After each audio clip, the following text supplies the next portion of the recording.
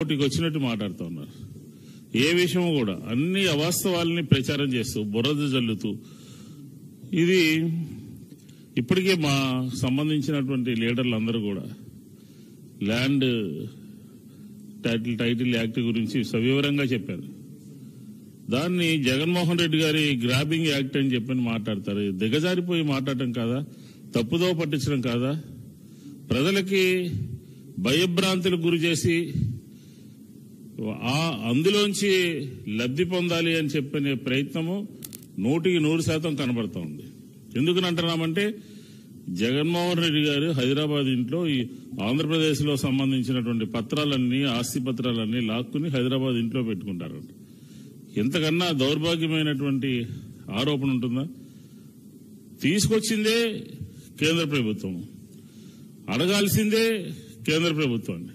అది మానేసి ఆంధ్రప్రదేశ్ ప్రజలని సామాన్యుల్ని భయపెడుతూ వాళ్ళ భయం నుంచి లబ్ధి పొందాలని చెప్పని ఆలోచన చేస్తున్నటువంటి ఈ కూటమి ఓటమే వీళ్ళకి సరైనటువంటి పద్ధతి అని చెప్పని ప్రజలు భావిస్తా ఉన్నారు.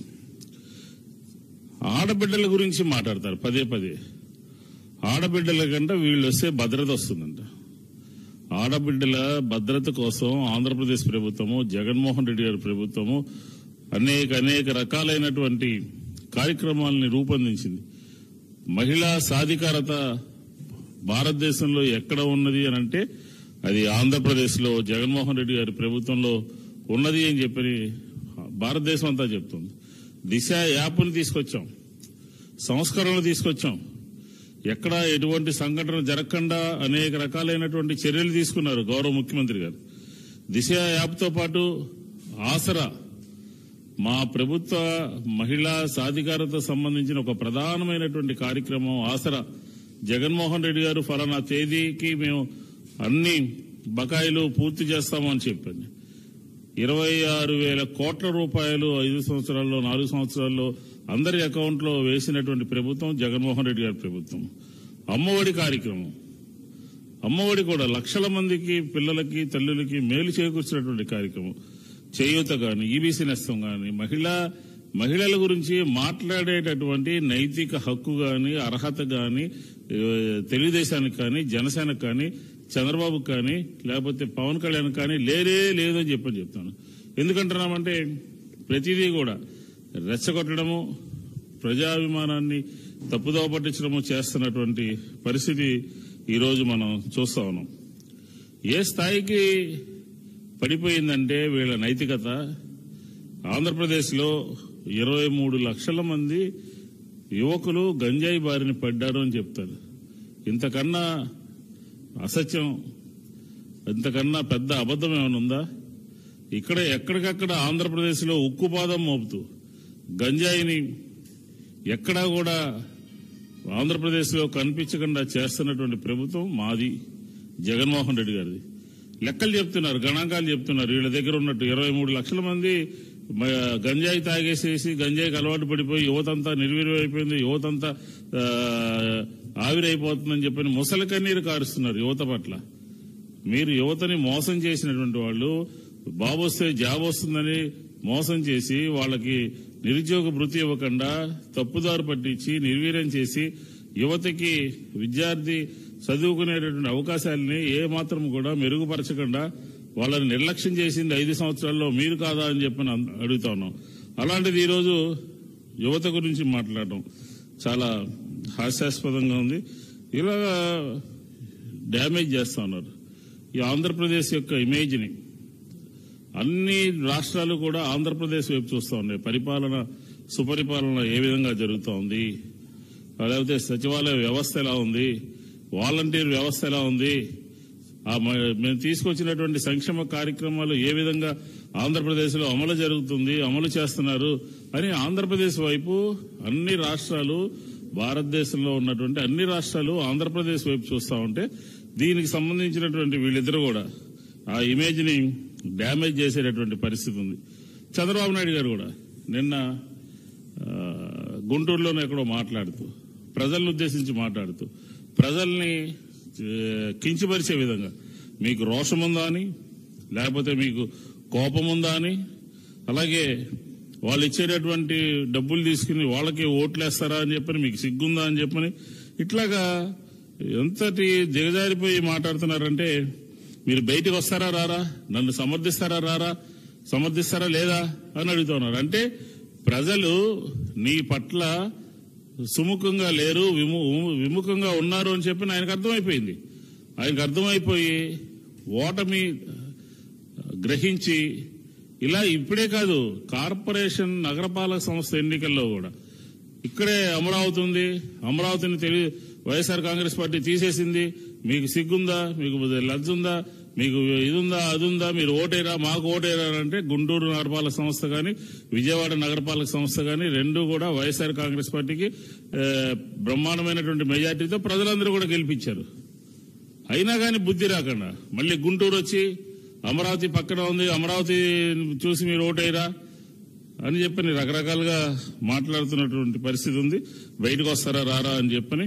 కాబట్టి దీన్ని చంద్రబాబు నిన్ను గుంటూరులో ప్రజల్ని అవమానించినటువంటి, ప్రజల్ని కించపరిచినటువంటి, ప్రజల యొక్క అభిప్రాయాల్ని తప్పుదోవ పట్టించినటువంటి వైరాన్ని వైఎస్ఆర్ కాంగ్రెస్ పార్టీ తీవ్రంగా ఖండిస్తా ఉన్నాం.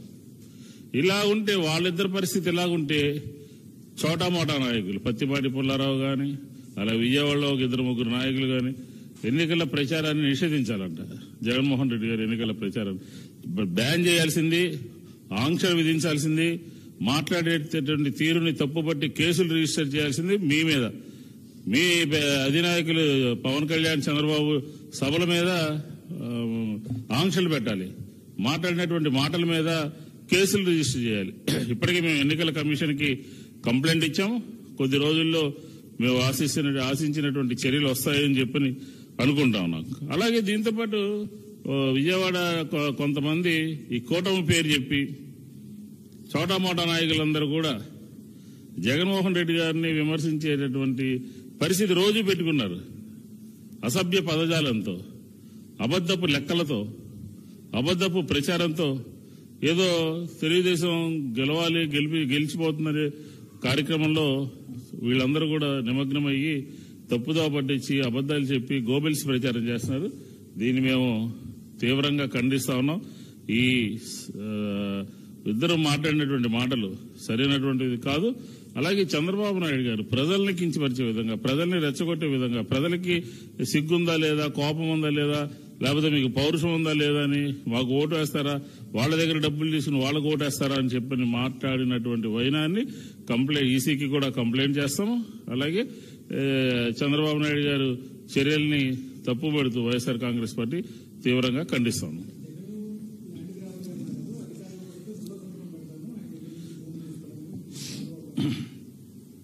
చంద్రబాబు ఆంధ్రప్రదేశ్ ప్రజలకి చెప్పాల్సినటువంటి, క్లారిటీ ఇవ్వాల్సినటువంటి అంశాలు చాలా ఉన్నాయి. చెత్త పన్ను కేంద్ర ప్రభుత్వము వాళ్ల హయాంలో తీసుకొస్తే నేనొస్తే రద్దు చేస్తానని అంటాడు. ఆయన ముఖ్యమంత్రిగా ఉండగానే తీసుకొచ్చినటువంటి అంశము 4% రిజర్వేషను భారతీయ జనతా పార్టీ మేము తీసేస్తాము, ఎత్తేస్తాము, ఉంచనీయము అని చెప్తే దాని గురించి మాట్లాడకుండా, దాని గురించి వివరణ ఇవ్వకుండా మాట్లాడాల్సిన అంశం అది రెండో అంశం. మూడో అంశము ఇప్పుడు మీరు అడిగినట్టు అది కేంద్ర ప్రభుత్వం తీసుకొచ్చినటువంటి చట్టము, ఇనిషియేట్ చేసింది. అన్ని రాష్ట్రాలకి నీతి ఆయోగ్ దానికి సంబంధించినటువంటి ఒక చట్టాన్ని రూపొందించే కార్యక్రమాన్ని ఇనిషియేషన్ జరిగింది.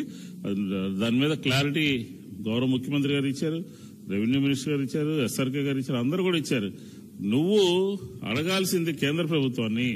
ఆంధ్రప్రదేశ్ లో ఆ చట్టము అమల్లో లేదు. అమల్లో లేనటువంటి చట్టాన్ని ఎన్నికల మేనిఫెస్టోలో నిస్సిగ్గుగా మేము రద్దు చేస్తాము అధికారంలోకి వస్తే అని చెప్పని ఏ విధంగా మాట్లాడతారండి? అంటే ప్రజల్ని తప్పుదోవ పట్టించడము, ఉన్నటువంటి వాస్తవాలని తప్పుదోవ పట్టించే విధంగా, లేనటువంటి కార్యక్రమాల్ని ఉన్నట్టుగా చూపిస్తూ మాకు అంటగట్టేటటువంటి ప్రయత్నం చేస్తూ భయాందోళనకి గురి చేస్తున్నటువంటి కార్యక్రమం చూసాము. కాబట్టి ఈ వాళ్ళు మాట్లాడినటువంటి మాటలు, ల్యాండ్ టైటిల్ యాక్ట్ అనేది కేంద్ర ప్రభుత్వం తీసుకొచ్చింది, ఆంధ్రప్రదేశ్ కోర్టులో ఉంది, ఆంధ్రప్రదేశ్ ప్రభుత్వం ఎక్కడా కూడా అమలు చేయట్లేదు. కాబట్టి దాన్ని బూచిగా చూపించి, మీరు వేసినటువంటి చెత్త పన్నుని బూచిగా చూపించి కేంద్ర ప్రభుత్వము భారతీయ జనతా పార్టీ 4% రిజర్వేషన్ రద్దు చేస్తామంటే దాని గురించి మాట్లాడకుండా కేంద్ర ప్రభుత్వం సంబంధించినటువంటి ఆంధ్రప్రదేశ్ ప్రజలకి కేంద్ర ప్రభుత్వం నుంచి రావాల్సినవి చాలా ఉన్నాయి. ఆంధ్రప్రదేశ్ ప్రజల పౌరుల యొక్క హక్కులు చాలా ఉంటే దానికి సంబంధించినటువంటి మేనిఫెస్టో పెట్టకుండా దానికి సంబంధించినటువంటి ఆ పార్టీ ఆంధ్రప్రదేశ్ లో ఏం చేయబోతుంది, కేంద్రంలో ఉన్నటువంటి అధికారంలో ఉన్నటువంటి పార్టీ రాష్ట్రంలో ఏం చేయబోతుందని చెప్పకుండా ఈ రకంగా తప్పుదోవ పట్టించేటువంటి కార్యక్రమాన్ని మానుకోవాలి. లేకపోతే ఎన్నికల కమిషన్ కి ఇప్పటికే కంప్లైంట్ చేసాం, సీరియస్ గా యాక్షన్ తీసుకుంటాం.